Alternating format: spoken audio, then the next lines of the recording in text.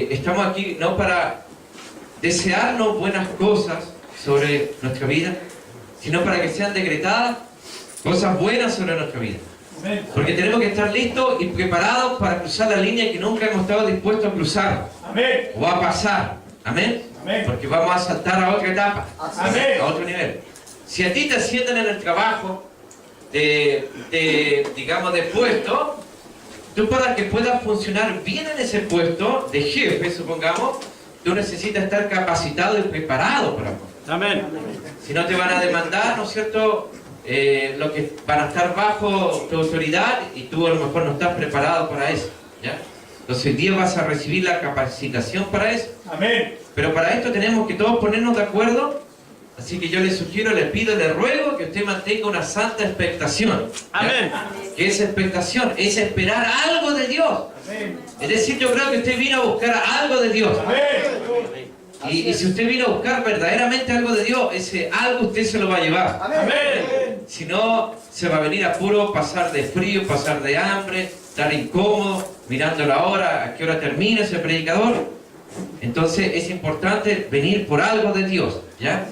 Y ya fuimos libertados de múltiples actividades para estar en este lugar, así que ya somos victoriosos. Amén. Amén. Así que ya ganamos nuestra primera batalla. Dile que está a tu lado, ya ganaste tu primera batalla. Al levantarte el día de hoy. Una guerra con sabanaza y algunos. Entonces, si usted se puso desodorante, hermano, y confía en su desodorante, levante su mano derecha. Amén. Y diga, en este día, en esta hora, voy a comenzar a recibir fe. Que va a comenzar a molestar al enemigo. Y voy a obtener todas mis promesas, cada una de ellas, de manera rápida y de manera eficaz. Lo declaro en el nombre poderoso de Cristo Jesús, mi Señor. Amén. Entonces, mis hermanos, muchos lugares, muchas congregaciones, muchas denominaciones, aún no se dan cuenta, hermano, que la fe es lo más poderoso, hermano, que una persona puede manejar. No sé si escucho bien. Amén. Porque la fe mueve la mano de Dios. Amén. Especialmente a nuestro favor. Diga a mi favor. Amén. Así que levante su mano, muévala un ratito, hermano, porque esta es la hora pesada, hermano. Entonces yo quiero estar seguro que le estoy predicando a gente de fe. Así que tú, que mueves tu mano, di, yo soy de la familia de la fe. Yo soy de la No familia te de la estás fe. haciendo la señal a mí, sino que le estás haciendo ahí al Señor. Amén. Amén. Aleluya. Que Dios va a inseminar en tu mente, en tu espíritu, fe. Amén. Amén. Una palabra rema, una palabra específica va a llegar a tu vida, hermano, que va a producir fe dentro tuyo. Amén. Así que levanta tu mano todavía. Amén. Si todavía confías en tu desodorante, di, yo voy a crecer Yo voy a en esa crecer fe. en la fe. Amén. Amén. Yo no sé si se acuerda de Jacob, hermano. Él dijo, Señor, no te dejaré hasta que no me bendigas. Y que levante su mano y diga esa oración. Señor, no te voy a dejar hasta que me bendigas. Completamente, totalmente. Usted agréguele algo. Amén. Yo le doy el empujón y usted le agrega algo. ¿Ya? Agréguele un reloj, un par de zapatos, cualquier cosa. Entonces, hermano, todos tenemos que darnos cuenta aquí que estamos en una batalla. Por si no se ha dado cuenta. Así que dile al que está a tu lado. Por último, por fe, si no hay nadie al lado, estamos en una batalla. Pablo decía en 1 Timoteo 6:12, pelea la buena batalla de la fe. Amén. Amén. Así que dile, pelea al que está a tu lado. Pero no conmigo.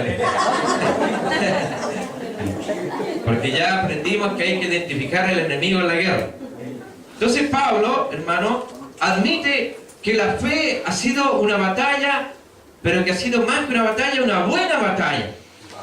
Especialmente en los momentos que él tuvo que predicar el Evangelio y tuvo que ir parar a la cárcel ahí de donde escribió la epístola. Entonces tenemos que darnos cuenta que no hay guerra sin enemigo. Y la clave siempre es distinguir primero el enemigo, ¿ya? Amén. Entonces hay muchos que pelean sin distinguir el enemigo, ¿ya? Entonces cada batalla tiene el nombre de aquello que está en juego, de aquello por lo cual se está peleando. Está la guerra del Golfo Pérsico, que se llama así porque era el Golfo Pérsico lo que estaba ahí, ¿no es cierto?, en juego. Estuvo la guerra de Vietnam porque era el país de Vietnam lo que estaba en juego. estaba la guerra de las Malvinas, se llamó así porque eran las islas de las Malvinas, ¿no es cierto?, las que estaban en juego. Entonces, en este caso, cuando Pablo decía pelea la batalla de la fe, la buena batalla de la fe, eso nos demuestra que la fe es el botín que el diablo quiere llevarse a su guarida, ¿ya? No le interesa robar tu auto, tu tele, tu plata, tu ropa, sino robar tu fe. ¿Cuántos están entendiendo? Amén. Amén. Entonces él va a hacer todo lo posible, ¿no es cierto?, para distraerte, darte un dolor de estómago, de guata, dolor de cabeza, cualquier cosa, llamadas celulares. Algunos ya en este día tienen que haberle llegado visita inoportuna, hermano. Y en esta hora hasta puede estar recibiendo ataques del enemigo en tu mente. Dejé la puerta abierta, la plancha encendida, la estufa acá quedó encendida.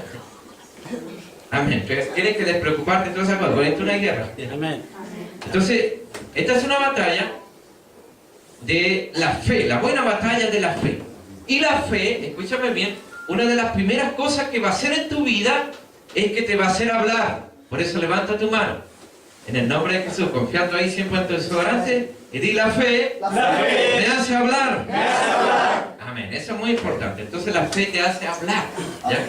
Entonces, la fe siempre va unida a tu hablar. Entonces, una persona que tiene fe, una persona que se le ha impartido fe, hermano, que contiene fe, es una persona que habla fe. Diga fe. Entonces, tú no puedes tener fe y hablar incredulidad. Si hablas incredulidad, quiere decir que no tienes fe. Por eso Pablo decía ahí en Romanos, creí, por lo cual hablé. Amén. Entonces, cuando usted tiene fe, usted habla fe, ¿ya?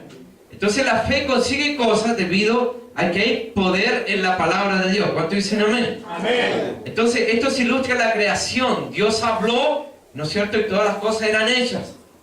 Amén. No había nada, ¿ya? Entonces, Dios creó de la nada por su palabra. Entonces tú puedes llegar a un extremo de no tener nada en la vida, pero si tienes una palabra lo tienes todo. Amén.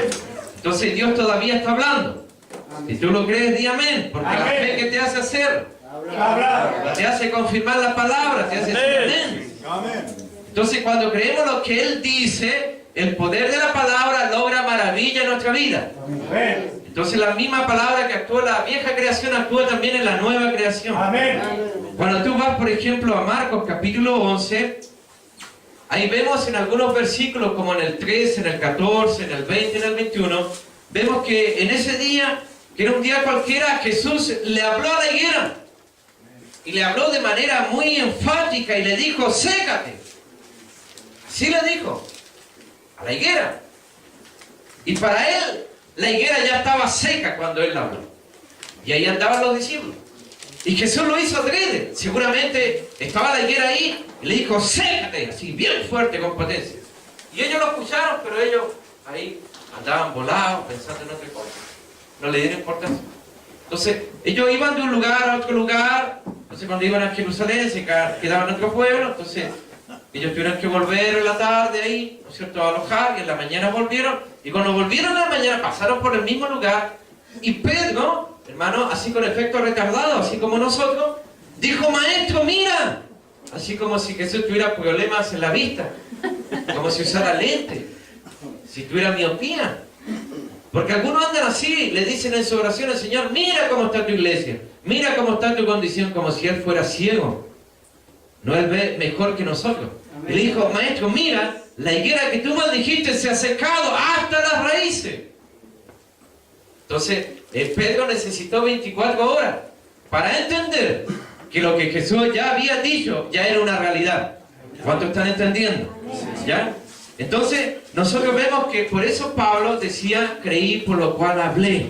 Entonces, cuando usted cree y recibe la palabra del Señor y recibe de Dios, hermano, ya Dios se lo dio. Amén. Entonces, aunque pase un tiempo, ¿ya? ¿Usted qué tiene que hacer? Tiene que seguir creyendo en Dios. Porque todo su mundo, hermano, todo lo que usted tiene y le rodea, finalmente se va a doblegar a esa palabra, hermano, que usted un día escuchó, abrazó y tomó y que usted le creyó al Señor. Amén. Entonces, un día Jesús le dijo a Pedro, Satanás te ha pedido para zarandearte como a trigo, pero yo he rogado que tu fe no falte. Eso le dijo ahí en Lucas capítulo 22, verso 31. Entonces ahí le dijo, Satanás te ha pedido para zarandearte. La palabra zarandear viene del griego supi o supina, que significa desafiarte. En otras palabras, Satanás te ha pedido para desafiarte. Pero yo he rogado que tu fe no falte. Y usted diga amén. Ojalá que no me falte. Tiene que estar clamando ya en esta hora en su asiento. Amén. ¿Por qué? Porque cuando usted determina creerle a Dios, ¿cuántos de los que están aquí levanten su mano con sinceridad y en verdad? ¿Cuántos de verdad le creen a Dios? Amén. Entonces usted va a ser desafiado por el enemigo. ¿Puede decir amén ahora? Amén. Ya. Entonces esto pasó una vez en la catarata del Niágara. Ahí apareció el equilibrista, iban todos a sacar fotos abajo ahí en la catarata del Niágara, y apareció el equilibrista como de aquí a acá, tiró un lazo, tiró una soga, y ellos lo miraban nomás y cruzó de un lado a otro lado. Y después desafió a la gente y le preguntó, ¿creen ustedes que yo pueda pasar con una carretilla en mano de un lado al otro? Y todos quedaron mirando así como usted y nadie dijo nada, ni amén siquiera. Y entonces él pasó de un lado para otro y volvió, hermano, con la carretilla en mano. Y después ya lo habían visto 2 veces pasar. Una vez había pasado solo, la otra pasó con la carretilla. Y ahora los desafió. Le dijo, ¿cuántos creen de los que están ahí, sacando fotos, mirando ahí, creen que yo pueda pasar de un lado a otro, más con la carretilla y más encima con una persona arriba de la carretilla? Entonces todos dijeron, yo, sí, creemos, sí. Entonces, dijo, entonces tú te vas a subir arriba de la carretilla. Entonces dijeron, no creemos nada mucho. Entonces, ¿cuántos creen de verdad, hermano? ¿Ya? Entonces, cuando usted determina creerle a Dios, usted va a comenzar a ser desafiado, hermano, por toda la crueldad del infierno y de las tinieblas, hermano. Cuando usted decide y comienza a creerle a Dios, hermano, usted se pone en la línea de batalla, hermano. Entonces, Satanás te ha pedido para zarandearte. Satanás te ha pedido para desafiarte. Es decir, que si usted se va a levantar, hermano, en este mundo para decir que usted tiene un gran Dios, hermano, que lo que usted tiene es mejor que lo que tiene el mundo, que lo que hay en la calle, que usted tiene un Dios todopoderoso, que usted camina por una palabra rema específica de Dios, hermano, y que eso que usted tiene es mejor que todo lo que hay en el mundo, usted va a ser desafiado, hermano, va a ser probado a causa de esa palabra que usted abrazó y que usted tomó. Amén. Por eso Jesús dijo, yo les di mi palabra y el mundo los aborreció. Entonces, hermano, es importante entender que ¿quién lo hace? ¿Quién es lo que hace la fe? Dígame, hace hablar. Me hace hablar. Entonces, ahí vamos a entender una palabra, imagínate, una palabra, a través de una palabra vamos a aprender algo muy importante, que es la palabra confesar, la palabra confesión. La palabra confesión, hermano, el homologeo en griego, significa decir lo mismo que Dios dice frente a una circunstancia determinada. Significa alienar nuestra palabra con la palabra de Dios. Por ejemplo, cuando alguien se enferma, ¿qué hay que hacer? ¿Qué hay que decir? Hay que decir, te declaro sano en el nombre de Jesús. ¿Ya? Porque la palabra dice que por su llaga fuimos nosotros curados o sanados. Amén. Entonces usted se levanta ahí para declarar una palabra. Entonces usted alinea sus palabras con la palabra de Dios, o la palabra de Dios con sus palabras. Amén. Eso es confesión. Diga homologeo. Eso es confesión, decir lo mismo que Dios dice sobre un asunto o sobre una circunstancia que uno esté viviendo. Entonces cuando usted esté pasando por una circunstancia difícil, entonces usted tiene que darse cuenta y entender ahora que Dios tiene una palabra para eso que usted va a vivir. Amén. Y en ese momento usted tiene que alienar su hablar, alienar su palabra con la palabra de Dios y comenzar a hablar lo mismo que Dios habla referente a esas circunstancias, el problema, y eso se llama fe. Amén. ¿Cuántos están entendiendo? Amén. Entonces la fe nunca está separada de tu hablar. Así que levante su mano, diga la fe nunca está separada de mi hablar. Ya. Todas esas cosas que nosotros estamos declarando se llaman principios. ¿Ya? Nosotros somos una congregación acá, un instituto, donde nos encanta, hermano, hacer 2 cosas: unir palabra con espíritu. Amén.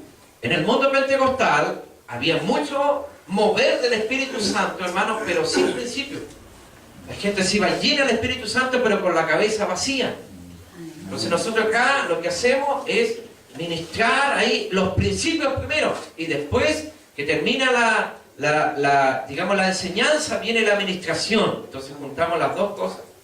¿Ya? Te vas lleno del Espíritu Santo, pero manejando los principios. Diga principios. Principio. Entonces cada vez que el Señor, los discípulos le hablaban a Él, los discípulos le decían, Señor, danos fe o aumentanos la fe. Y Él no le enseñó nada raro, nada difícil, nada complicado, nada místico, sino que simplemente Él le enseñó a hablar fe.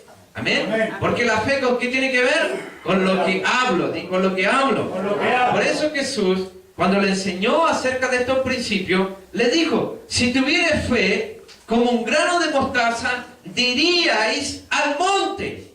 O sea, si tuvieras fe, aunque sea pequeñita, tú le hablarías al monte. El monte representa, ¿no es cierto?, el problema, representa la dificultad, representa lo que te estorba en el camino, lo que impide que avances. Eso representa. Y eso significa que tú tienes que hablarle a las circunstancias, al monte, a todo lo que se oponga a tu avance. ¿Cuántos están entendiendo? Amén. Ahora yo sé que no es racional andar hablándole a los montes. No es racional andando hablándole a la higuera. No es racional. Pero Jesús, hermano, le hablaba a la higuera, le hablaba al monte, le hablaba al mar. Y cuando el mar se agitaba, él decía, calla, enmudece. Y yo no sé cuántos aquí le han hablado al mar, le han hablado a la higuera, le han hablado al monte, hermano, pero de verdad que alguien pasaría por loco si comienza a hablarle así a todas esas cosas. Pero la fe le habla al mar, le habla al monte, le habla a la higuera, le habla a los problemas, le habla a las circunstancias. Porque todo eso tiene que ver con la fe y con el hablar. ¿Cuántos están entendiendo? Amén. Por eso cuando usted va al médico, el médico lo primero que a veces hace le dice, saque la lengua.